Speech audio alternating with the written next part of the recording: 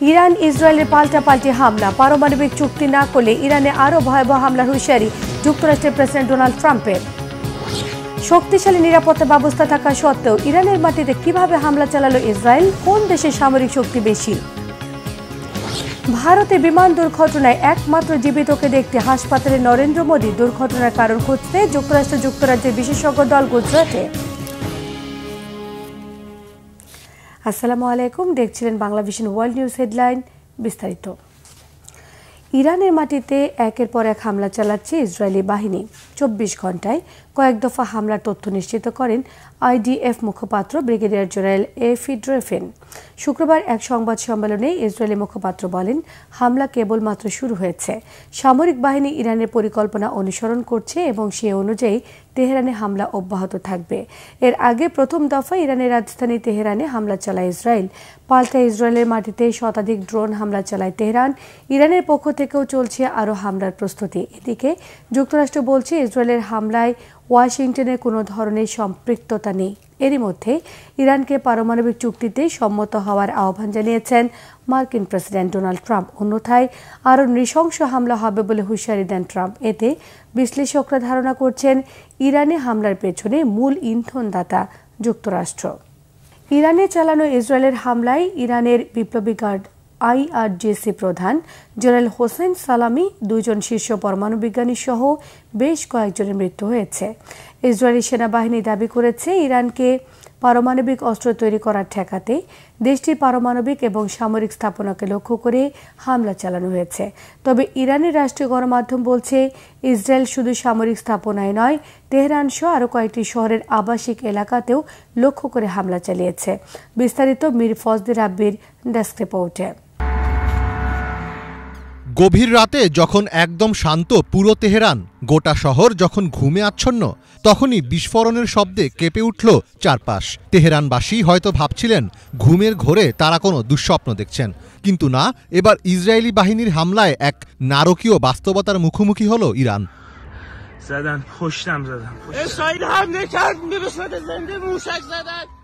ইরানের রাজধানী তেহরান এবং আশেপাশের এলাকায় অবস্থিত পারমাণবিক ও সামরিক স্থাপনাগুলোর উপর একাধিক হামলা চালিয়েছে ইসরায়েল। 13 জুন ভোর 3টার দিকে দেশটির রাজধানীতে 6 থেকে 9টি বিস্ফোরণের খবর পাওয়া গেছে। ইসরায়েলি বাহিনী ক্ষেপণাস্ত্র ও ড্রোন ব্যবহার করে এই হামলা চালায়। রাতের আধারে চালানো এই হামলায় ব্যাপক হতাহতের আশঙ্কা করা হচ্ছে। ইসরায়েলি সেনাবাহিনী নিশ্চিত করেছে যে তারা নেশন অফ লায়ন্স নামের একটি পূর্ব পরিকল্পিত সামরিক অভিযানে ইরানে আঘাত এনেছে। ইরানের পারমাণবিক অস্ত্র তৈরি করা ঠেকাতে দেশটির পারমাণবিক ও সামরিক স্থাপনাকে লক্ষ্য করে হামলা চালানো হয়েছে। তবে ইরানের রাষ্ট্রীয় গণমাধ্যম জানিয়েছে ইসরায়েল শুধু সামরিক স্থাপনাই নয়, তেহরান সহ আরও কয়েকটি শহরের আবাসিক এলাকাকেও লক্ষ্য করে হামলা চালিয়েছে। ইসরায়েলি সামরিক বাহিনী আইডিএফ বলছে এই হামলাটি গোয়েন্দা তথ্যের ভিত্তিতে পরিচালিত হয়েছে এবং এর মূল লক্ষ্য ছিল ইরানের পারমাণবিক কর্মসূচি, ব্যালিস্টিক ক্ষেপণাস্ত্র এবং সামরিক সক্ষমতা ধ্বংস করা। 2 ডজনেরও বেশি জেট বিমানের সমন্বয়ে পরিচালিত এই অভিযান ছিল নিখুঁতভাবে পরিকল্পিত। আমরা সামনের দিনের জন্য প্রস্তুতি নিচ্ছি। আইডিএফ দীর্ঘ সময় ধরে এই অভিযানের জন্য প্রস্তুতি নিয়েছে। প্রতিরক্ষা এবং আক্রমণ উভয় ক্ষেত্রেই আমরা সম্পূর্ণরূপে সক্ষম। ইরানি শাসক গোষ্ঠী ইসরায়েল রাষ্ট্রের ধ্বংস চায়। অস্তিত্বের হুমকির মুখে এটি একটি অপরিহার্য পদক্ষেপ ছিল। আমরা এমন একটি জায়গায় এসে দাঁড়িয়েছি যেখান থেকে আর পিছু হটার সুযোগ নেই। এদিকে ইসরায়েলের চালানো এই হামলায় ইরানের বিপ্লবী গার্ড আইআরজিসি প্রধান জেনারেল হোসেন সালামি মারা গেছেন। হোসেন সালামি 2019 সাল থেকে বিপ্লবী গার্ডস বাহিনীর প্রধান হিসাবে দায়িত্ব পালন করছিলেন। ইরানের পরমাণু ও সামরিক কৌশল নির্ধারণে তিনি ছিলেন অন্যতম গুরুত্বপূর্ণ ব্যক্তি। তার নেতৃত্বেই ইরান আঞ্চলিক প্রভাব বিস্তারের একাধিক সামরিক কার্যক্রম চালিয়ে এসেছে।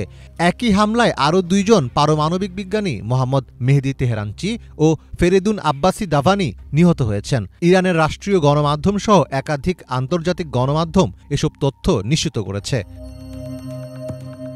ইরান হুঁশিয়ারি দিয়ে আসছিল যুদ্ধ শুরু হলে তাদের প্রথম লক্ষ্য হবে মধ্যপ্রাচ্যে অবস্থানরত সব মার্কিন সামরিক ঘাঁটি। তবে ইসরায়েলের চালানো এই হামলার দায় নিতে চাইছে না যুক্তরাষ্ট্র। যুক্তরাষ্ট্রের পররাষ্ট্রমন্ত্রী মার্কো রুবিও জানিয়েছেন, ইসরায়েল এককভাবে এই হামলা চালিয়েছে। এই হামলায় যুক্তরাষ্ট্র কোনোভাবেই জড়িত নয় এবং তাদের অগ্রাধিকার হল মধ্যপ্রাচ্যে অবস্থানরত মার্কিন সেনাদের নিরাপত্তা নিশ্চিত করা। ইরানে হামলা চালানোর পর জরুরি অবস্থা জারি করেছে ইসরায়েল। ইরানের পাল্টা হামলার আশঙ্কায় এই পদক্ষেপ নিয়েছে তেল আবিব। ইসরায়েলি সামরিক বাহিনীর পক্ষ থেকে নাগরিকদের সতর্ক বার্তা পাঠানো হয়েছে এবং সবাইকে নিরাপদ আশ্রয়ের কাছাকাছি থাকতে বলা হয়েছে। মীর ফজলে রাব্বি, বাংলা ভিশন। ইরানের রাজধানী তেহরান সহ বিভিন্ন শহরে ইসরায়েলি হামলার পর জটিল হয়ে উঠেছে মধ্যপ্রাচ্য পরিস্থিতি। হামলার পর পশ্চিম প্রাচীরের সামনে প্রার্থনায় অংশ নেন বহু ইহুদি। স্থানীয় অনেক ইসরায়েলি এই হামলায় আনন্দ প্রকাশ করেছে। এদিকে ইসরায়েলকে উপযুক্ত জবাব দেওয়া হবে বলে কড়া হুঁশিয়ারি দিয়েছেন ইরানের সর্বোচ্চ নেতা আয়াতুল্লাহ আলী খামেনি। বিস্তারিত ডেস্ক রিপোর্টে। মধ্যপ্রাচ্যের আকাশে আবারও আরেকটি বড় যুদ্ধের মেঘ জমতে শুরু করেছে। অঞ্চলটি যেন স্থায়ী শান্তির পরিবর্তে বারবার সংঘর্ষ আর যুদ্ধের আবর্তে ফিরে যাচ্ছে। মধ্যপ্রাচ্যের যে কোনো অঞ্চলে সংঘাত শুরু হলে তা কতদূর গড়াবে তা আগে ভাগে বলা কঠিন। সম্প্রতি তেহরান সহ ইরানের বিভিন্ন শহরে সামরিক হামলা চালিয়েছে ইসরায়েল। এই হামলাকে কেন্দ্র করে পরিস্থিতি ক্রমেই জটিল হয়ে উঠছে। এদিকে ইরানে আক্রমণের আগে জেরুজালেমের ওয়েস্টার্ন ওয়ালে একটি নোট লিখে রেখেছেন ইসরায়েলি প্রধানমন্ত্রী বেনিয়ামিন নেতানিয়াহু। এই হামলার আগে মার্কিন প্রেসিডেন্ট ডোনাল্ড ট্রাম্প তার কর্মীদের মধ্যপ্রাচ্য থেকে সরিয়ে নেওয়ার নির্দেশ দেন। এমন পরিস্থিতিতে গোটা বিশ্বের দৃষ্টি এখন মধ্যপ্রাচ্যের দিকে এবং সবার মনে একটাই প্রশ্ন, তাহলে কি মধ্যপ্রাচ্যে আরেকটি বড় ধরনের সংঘাত শুরু হচ্ছে? ইরানে ইসরায়েলের হামলার পর দেশটির বিভিন্ন এলাকার ব্যাপক ক্ষয়ক্ষতির ছবি প্রকাশিত হয়েছে। স্থানীয় টেলিভিশন ও প্রত্যক্ষদর্শীদের বরাতে জানা যায়, ক্ষতিগ্রস্তদের মধ্যে অনেক নারী ও শিশুরাও রয়েছেন। এদিকে রাতের অন্ধকারে ইরানে ইসরায়েলের হামলার পর কঠোর হুঁশিয়ারি দিয়েছেন দেশটির সর্বোচ্চ নেতা আয়াতুল্লাহ আলী খামেনি। শুক্রবার ১৩ জুন জাতির উদ্দেশ্যে দেওয়া এক ভাষণে তিনি বলেন, জায়নিস্ট শাসন ব্যবস্থাকে কঠোর প্রতিশোধের জন্য তৈরি থাকতে হবে। খামেনি বলেন, জায়নিস্ট শাসক গোষ্ঠী তাদের অশুভ ও রক্তলিপ্সু হাত দিয়ে ইরানিদের প্রিয় ভূমিতে এক জঘন্য অপরাধ সংঘটিত করেছে। তারা বেসামরিক এলাকায় হামলা চালিয়ে তাদের দমনপীড়নমূলক চরিত্রকে আরও স্পষ্টভাবে প্রকাশ করেছে। ইন্না নিউজের তথ্যমতে ইরানের সশস্ত্র বাহিনীর মুখপাত্র ব্রিগেডিয়ার জেনারেল আবুল ফজল শেকারচি বলেন, ইসরায়েল ইরানের ভূখণ্ডে ও আবাসিক এলাকাগুলোতে হামলা চালিয়েছে। তিনি অভিযোগ করেন, ইসরায়েলি বাহিনীকে এই আক্রমণে সমর্থন দিয়েছে যুক্তরাষ্ট্র। শেকারচি জানান, তেহরান সহ ইরানের বিভিন্ন শহরে সারারাত ধরে বিমান হামলা চালানো হয়েছে। ফলে এই আগ্রাসনের জন্য ইসরায়েলকে চরম মূল্য দিতে হবে বলে হুঁশিয়ারি দেন তিনি। ইরানে ইসরায়েলের বিমান হামলার পর জেরুজালেমে পশ্চিম প্রাচীরের সামনে প্রার্থনা করেছেন ইহুদিরা। হামলার কয়েক ঘণ্টার মধ্যেই শহরের কিছু বাসিন্দা উচ্ছ্বাস প্রকাশ করেছেন। রয়টার্সের একটি প্রতিবেদনে উল্লেখ করা হয়, এক বাসিন্দা বলেন তিনি এই ঘটনায় অত্যন্ত আনন্দিত। এদিকে ইসরায়েল জানিয়েছে, তাদের সামরিক অভিযানে ইরানের পারমাণবিক স্থাপনা, ব্যালিস্টিক ক্ষেপণাস্ত্র উৎপাদন কেন্দ্র ও উচ্চপদস্থ সামরিক কর্মকর্তাদের লক্ষ্যবস্তু করা হয়েছে। ইসরায়েলের মতে, ইরানের পারমাণবিক অস্ত্র তৈরির সম্ভাব্য হুমকি প্রতিরোধে এই অভিযান দীর্ঘমেয়াদী হতে পারে। এক বার্তায় ইসরায়েলি প্রধানমন্ত্রী বেনিয়ামিন নেতানিয়াহু বলেন, এই হুমকি দূর না হওয়া পর্যন্ত তাদের অভিযান অব্যাহত থাকবে। এদিকে ইরানের পাল্টা ক্ষেপণাস্ত্র ও ড্রোন আক্রমণের আশঙ্কায় ইসরায়েলের জরুরি অবস্থা ঘোষণা করা হয়েছে। ইফাত জাহান, বাংলা ভিশন। মধ্যপ্রাচ্যের সবচেয়ে বড় ক্ষেপণাস্ত্র ভান্ডার যাদের হাতে, সে ইরানের ভেতরে ঢুকে কিভাবে ২০০-রও বেশি ইসরায়েলি যুদ্ধবিমান হামলা চালালো, আন্তর্জাতিক মহলে সেটি নিয়ে চলছে তুমুল আলোচনা। ইরান সবসময় বলে এসেছে তারা যে কোনো হামলার জন্য প্রস্তুত, কিন্তু শক্তিশালী আকাশ প্রতিরক্ষা থাকা সত্ত্বেও ইরান আগেই কেন ঠেকাতে পারল না ইসরায়েলের আক্রমণ, উঠেছে বড় প্রশ্ন। চিরশত্রু দুদেশের সামরিক সক্ষমতা নিয়ে চলছে জল্পনা কল্পনা। হাফিজুল ইসলামের ডেস্ক রিপোর্টে থাকছে বিস্তারিত। ইরানের পারমাণবিক ও সামরিক স্থাপনাকে লক্ষ্যবস্তু করে একাধিক হামলা চালিয়েছে ইসরায়েল। অপারেশন রাইজিং লায়ন নামক আক্রমণের জবাবে এর মধ্যেই শতাধিক ড্রোন ছুড়েছে ইরান। এর আগে চিরশত্রু দুই দেশের মাঝে পাল্টাপাল্টি হামলার ঘটনা ঘটেছে ঠিকই, কিন্তু ইরানের মাটিতে এবারের মতো এত ব্যাপক সামরিক অভিযান আগে কখনো দেখা যায়নি। এমন পরিস্থিতিতে সামরিক বিশ্লেষকদের ধারণা অচিরেই সর্বাত্মক যুদ্ধের মুখে পড়তে যাচ্ছে গোটা মধ্যপ্রাচ্য। আঞ্চলিক সংঘাত শুরুর তীব্র আশঙ্কার মধ্যে আলোচনায় উঠে আসছে ইরান ইসরায়েলের সামরিক সক্ষমতা। কিভাবে ইরানের প্রতিরক্ষা ব্যবস্থাকে ফাঁকি দিল 2 শতাধিক ইসরায়েলি যুদ্ধবিমান? কেন নিজেদের রক্ষা করতে ব্যর্থ হল তেহরান? কাগজে কলমে শক্তির পাল্লায় কোন দেশ এগিয়ে? পুরোদস্তুর যুদ্ধ শুরু হলে ইরান নিজেকে রক্ষা করতে পারবে কিনা চলছে এমন হিসাব নিকাশ। মনে করা হয় মধ্যপ্রাচ্যের সবচেয়ে বড় ক্ষেপণাস্ত্র ভাণ্ডারের মালিক তেহরান। অন্যদিকে যুক্তরাষ্ট্রের প্রত্যক্ষ মদদে অত্যাধুনিক অস্ত্র ও প্রযুক্তির উপর নির্ভর করে বহাল তবিয়তে টিকে আছে মধ্যপ্রাচ্যের বিস্ফোরা হিসেবে পরিচিত ইসরায়েল। গ্লোবাল ফায়ার পাওয়ারের পরিসংখ্যান অনুযায়ী শক্তির দিক থেকে ইসরায়েলের তুলনায় 3 ধাপ এগিয়ে আছে ইরান। তালিকার শীর্ষ 45টি দেশের মধ্যে ইরানের অবস্থান 14তম, অথচ 17তম অবস্থানে আছে ইসরায়েল। ঘনিয়ে ওঠা উত্তেজনার মধ্যে দুই দেশের সামরিক শক্তি নিয়ে তুলনা চললেও বাস্তবে আসলে কি ঘটবে সেটা নিয়ে রয়েছে অনিশ্চয়তা। শক্তিশালী দূরপাল্লার ব্যালিস্টিক ক্ষেপণাস্ত্র ইরানি প্রতিরক্ষার অন্যতম ভিত্তি হলেও দেশটির সেনাবাহিনীও বেশ শক্তিশালী। তেহরানের নিয়মিত সেনা আছে 6,10,000, রিজার্ভ সেনার সংখ্যা 3,50,000। ইরানি আধাসামরিক বাহিনীতে যুক্ত আছে 2,20,000 সদস্য। এই দিক থেকে অনেক পিছিয়ে ইসরায়েল। তাদের নিয়মিত সেনা আছে 1,70,000, রিজার্ভ সেনার সংখ্যা 4,65,000, আর আধাসামরিক বাহিনীতে সেনা সংখ্যা মাত্র 35,000। ইরানের ভাণ্ডারে আছে 551টি সামরিক উড়োজাহাজ ও 116টি যুদ্ধবিমান। অন্যদিকে ইসরায়েলের সামরিক উড়োজাহাজের সংখ্যা 612টি আর যুদ্ধবিমান আছে 241টি। হামলায় ব্যবহৃত যুদ্ধবিমানের মধ্যে ইরানের হাতে আছে 23টি আর ইসরায়েলের মালিকানায় আছে 39টি যুদ্ধবিমান। ইরানের কাছে সাধারণ হেলিকপ্টার আছে 129টি আর ইসরায়েলের আছে 146টি। আবার কমব্যাট হেলিকপ্টারের দিক থেকে ইরানের মালিকানায় আছে 13টি আর 48টি কপ্টার আছে ইসরায়েলের দখলে।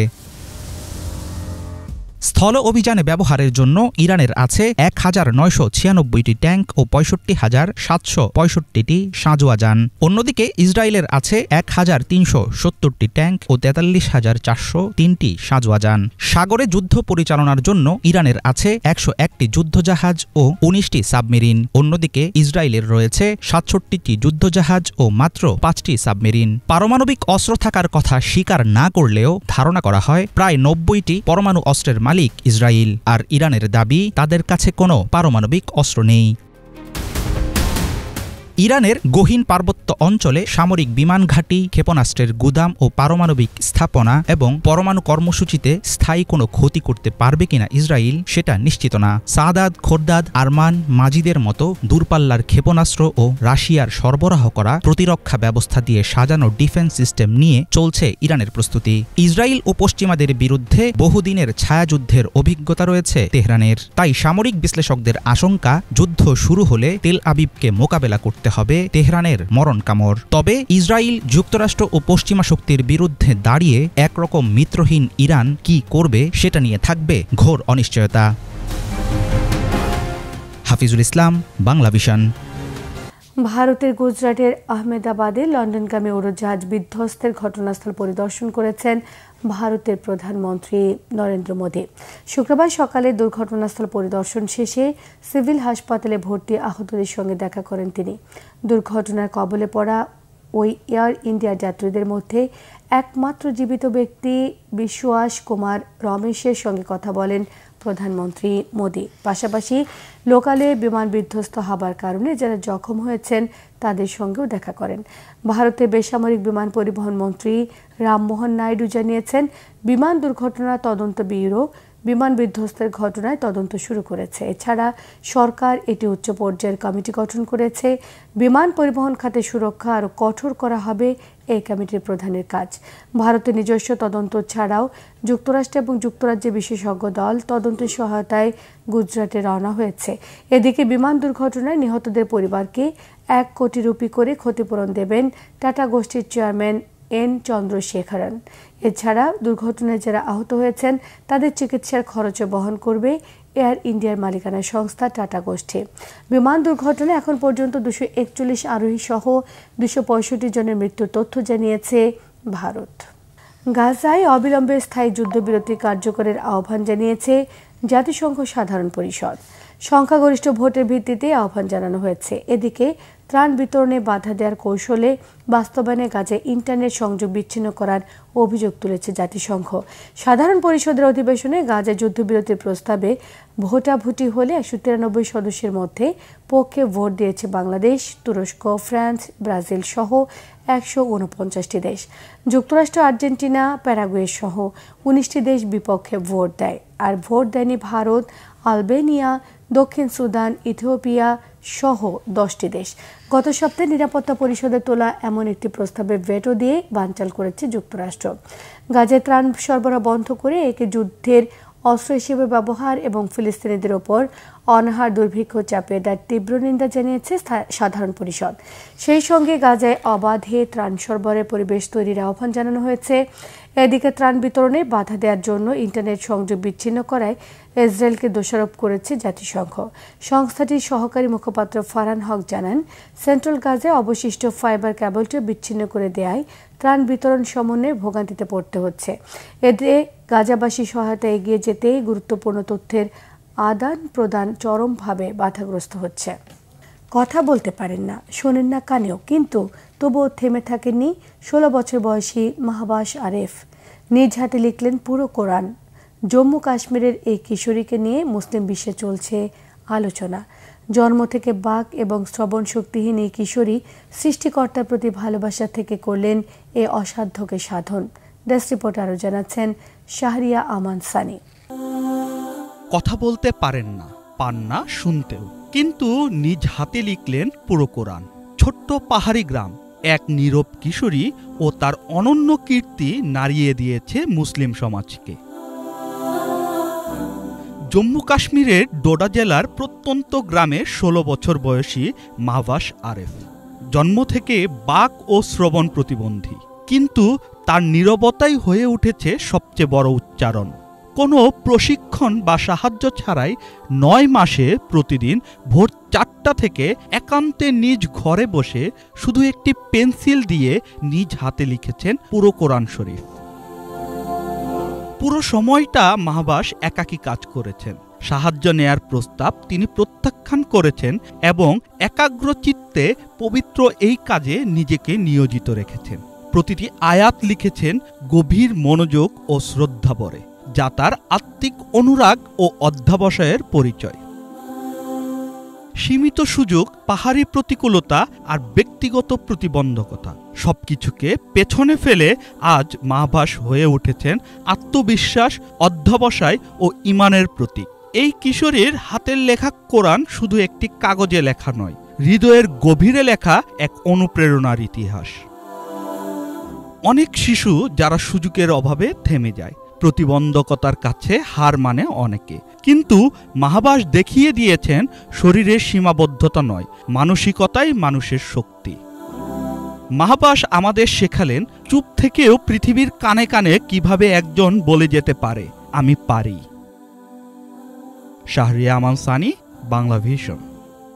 এই ছিল আজকের মতো, সঙ্গে থাকায় ধন্যবাদ।